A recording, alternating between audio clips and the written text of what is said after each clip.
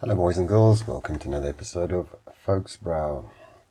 Today is day 20 of the lockdown in South Africa. It's Wednesday, April the 15th of 2020. A quick look at the numbers. We'll come back to the numbers in detail a bit later on, but a quick squiz at it. Number of infections to date, 2,415. Remember, we are 24 hours behind. The infections per day, I've created a new conditional formatting rule here. We had 143 infections, up from 99. I've added a new column, average infections per day. We can see yesterday our average is 74 infections per day. Number of deaths stays at 27. Day on day growth is now shot up to 6.29%. In total, we've tested 87,022 people. Tests per day, obviously they only carried out 3,359 tests, so it's down.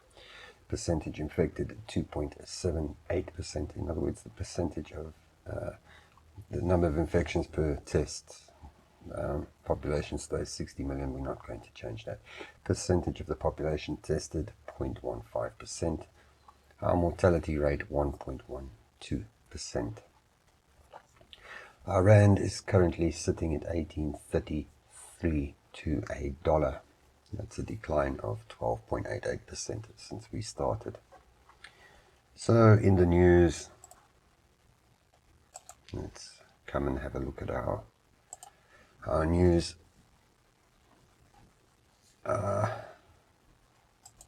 One of the big stories yesterday is we had our second interest rate cut yesterday, another 0.1% or 1 basis point cut. So in, what is it, it's in a week or two, roughly a week, almost, maybe 2 weeks, we've had two interest rate cuts, so we're down 0.2%. For those of you with bonds like me, mortgage and things like that, it's good news. For those of you with pension funds and things like that, or your savings are tied in a bank, it's not good news. So it depends how you want to look at it. It can be either good or bad for you. The thing is, what are they trying to do with this? Is they're trying to get some sort of stimulus going. You lower the interest rates, you encourage spending. That's borrowing businesses. Is it the right time to do it? I don't know. I'm not an economist. Another interesting thing in the news, and my pet gripe, SAA, they went to the government yesterday. Now, for those of you who don't know, SAA is under business rescue. They went back to the government and requested 10 billion rand in funding or guarantees for them to borrow forex against and whatever. And the government basically shot them down. Pravin Gordhan told them to get knotted. The government will not be guaranteeing them or giving them any money. Obviously, we have more serious issues. The thing is, SAA is not flying, not commercial flights, not passengers, obviously. So they're not making any money there. Apparently their cargo division is still flying, but what they're flying I can't imagine, because I'm not sure of the scope on the lockdown. I'm not sure how it's working for airlines. Is it they're only allowed to fly critical stuff like medicines and medical equipment that is needed, or are they flying normal freight, normal cargo as well? Because it wouldn't make sense that you only have this little bit of medicine and PPE and whatever. That's not going to fill up a big aeroplane. So it wouldn't make sense for them or be economically viable for them only to be flying that. So I'm sure they would be flying other cargo as well. Excuse me. The thing though is, in one of the articles they talk about that they're flying charter flights to bring people back. Well, I don't know who's paying for those flights. In other words, if they must bring you back from wherever in the world, and there's a whole bunch of you, are you paying for the ticket for them to fly you back? In which case, it must be a hell of a lot of money, because they've obviously got to fly there if they don't have an airplane. And they would be flying there probably empty, unless they've got enough people from here to take there. And then bring a handful of people back, which is not going to be very economically viable. I mean, let's say a ticket to, I don't know, to London would have cost you, it's been a long time since I've flown to London, but let's say a ticket, cattle class to London would have cost you 15,000 Rand return. Now it's going to cost you at least 30. So I can't see it. But either way, the point is they must close this. They are just throwing good money after bad, and the government has finally stepped in and said that there won't be any more funding, not during this period anyway, and that they must seek alternate measures to sort themselves out. I think that's a very good thing. In other news, let's just come here quickly. Where is it? These idiots yesterday went, well, basically gave President Ramaphosa an ultimatum: either open let them open the taverns and shebeens, or they are going to go to court. There we go. Ramaphosa asks for extension to respond to liquor sale demands. What I didn't realize, and what the news is not making this very clear. So last week it started with the Liquor Board of South Africa. That's what was in the news. Today in the news it's the can you see down here? It's the Gauteng Liquor Forum. And then if you go more into the news, then the forum is made up of tavern and shebeen owners.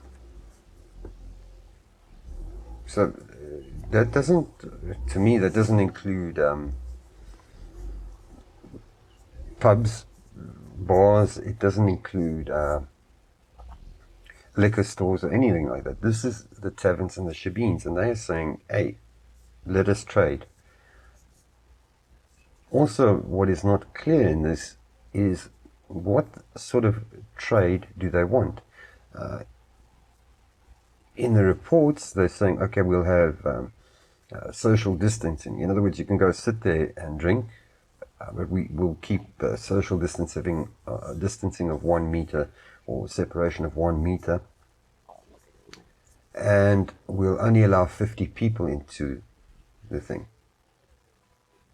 Then on the radio, when you listen to this, then they're saying, no, we want like a takeaway service. You can come and buy, like you go to a bottle store, you can go buy your booze and go home. So it's really not clear what these oaks are up to. If they are saying, let us have a shebeen and let's operate like a bar, pub type thing, then I don't think that is a viable thing. If they're saying, let us operate as a bottle store, then that is fair enough. So this is very unclear, and the journalists are not reporting properly on this, because, like I say, you listen to the radio interview and it's something very completely different. You read what the journalists are writing, it's something completely different to that. So I'm not particularly sure what these Twazaks are up to. What else was interesting in the news? Again, in the Western Cape, the guys are just running wild. Yesterday, I believe, was it Manenberg, or Mitchell's Plain, it's one of the two. Basically, a bunch of guys, or people on the streets were, from what I could see from the video footage, just happened to be ambling about pretty bored, and then they just decided to overrun a Checkers and a Checkers shopping center and basically loot the thing. And of course, as the first bunch started looting, more onlookers got onto the bandwagon, and it just became a free-for-all. This is going to get very, very bad and very out of hand. Now, what I don't understand is the police are supposed to be patrolling, the army's supposed to be out and about. Where are they when this is going on? We know over the weekend, I think there's 12 cops that were bust, policemen that were bust for being in on various alcohol-related offences. 3 of them were bust for escorting a bunch of tavern owners transporting liquor, helping the tavern owners transport liquor. Now, during the lockdown, the transportation of liquor is illegal, so but the cops are helping them do this. Then 7 of them got bust for basically breaking into a bottle store. I think another 2 or 3 got bust for basically forcing a bottle store owner to open his bottle store so that they could buy liquor or take liquor or whatever. So now the cops are in on this. I mean, it's crazy. All they must do is allow businesses to trade, but have a restriction of movement where possible. Make it an online purchase and a home delivery thing. There are facilities like Mr. Delivery. I mean, Pick and Pay, Checkers, those guys were developing this stuff months back, from what I understand, where you could actually do your groceries online and they would pack it and then once everything's together, deliver it to your house. And I think that's a fantastic thing, especially now. Granted, you will have to pay a premium and the government will have to regulate it that they don't pull the ring out of it. But if you can implement it and you can work, brilliant, then we are staying at home. And we're going to get to why that's important in a bit. But I think that is the way to go. This rubbish where you can buy essential items only. I mean, for example, you at home, like you are in lockdown, whatever, your tap starts leaking, you can't go to a hardware store and buy a washer or a tap replacement. You must just sit with the tap that's leaking. Even though you're in whatever supermarket, there's a tap there, you are not allowed to buy it. That is, it's very stupid to me. On another note, I noticed when I was at my spa last week, they had a big notice posted on the door, which was actually quite a thumbs up to them, because basically what they were saying is if you're feeling ill or whatever, you suspect whatever, please don't come to the shop, rather phone them, put your order through, they will pack it and they will deliver it to you. And I thought that was a very nice initiative on their part, so a shout out to the spa in Broadacres. I think that was very good. So I don't want to waste too much of your time and talk too much rubbish. What I want to get to is this. Or is the lockdown likely to be extended? And basically, Professor Karim, in his address the other night, said that they can't end it abruptly, but they will make a decision on further lockdown, whether it be extended, by looking at the rate of infection, the rate of the spread seen on the average daily cases, and they would look at it between the 10th and the 16th of April. and they were quite sure, 95% sure, that it would remain between 40 and 80 cases. And if it went above 90 cases a day, calculated over the week, they would consider extending the lockdown. So if we come to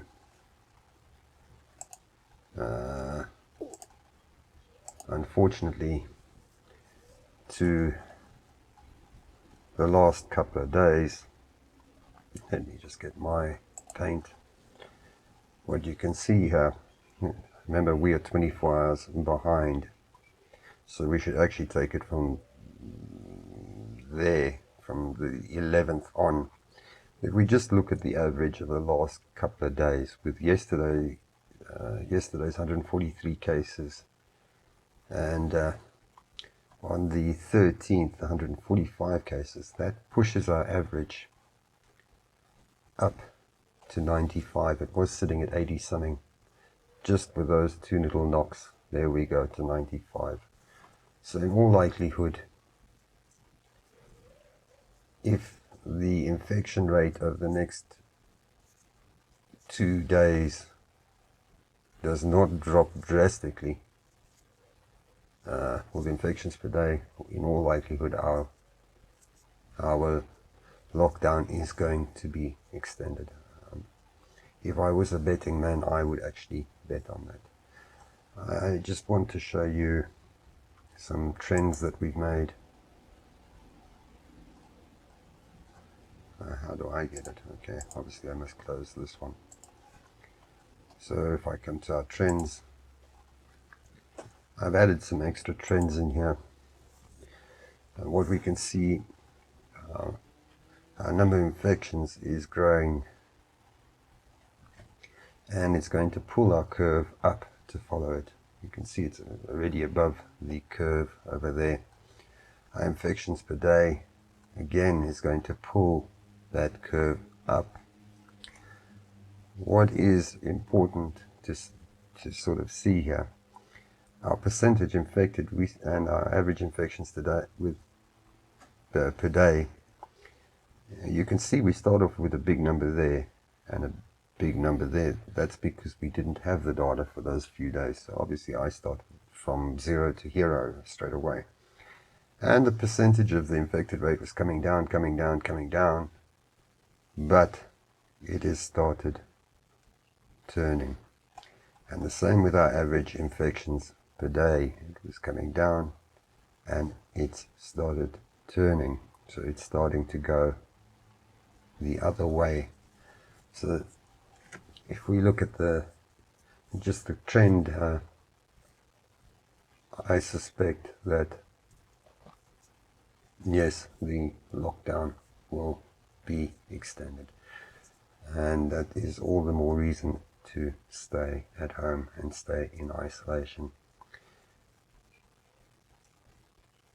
Just yesterday, another hospital, they tested, I think, 40 something people on their staff as positive for COVID.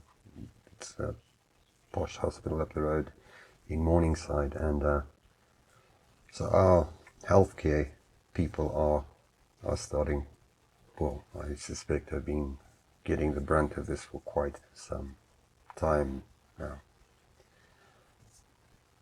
All I can say, people, we're in lockdown for a reason. I understand that economically it's going to hurt, but it doesn't help to have an economy if you're dead. Anyway, enough of my rant today. I just wanted to share the numbers and see where this is going. So as always, take care, be safe, stay home, and we'll catch you in the next one. Cheers.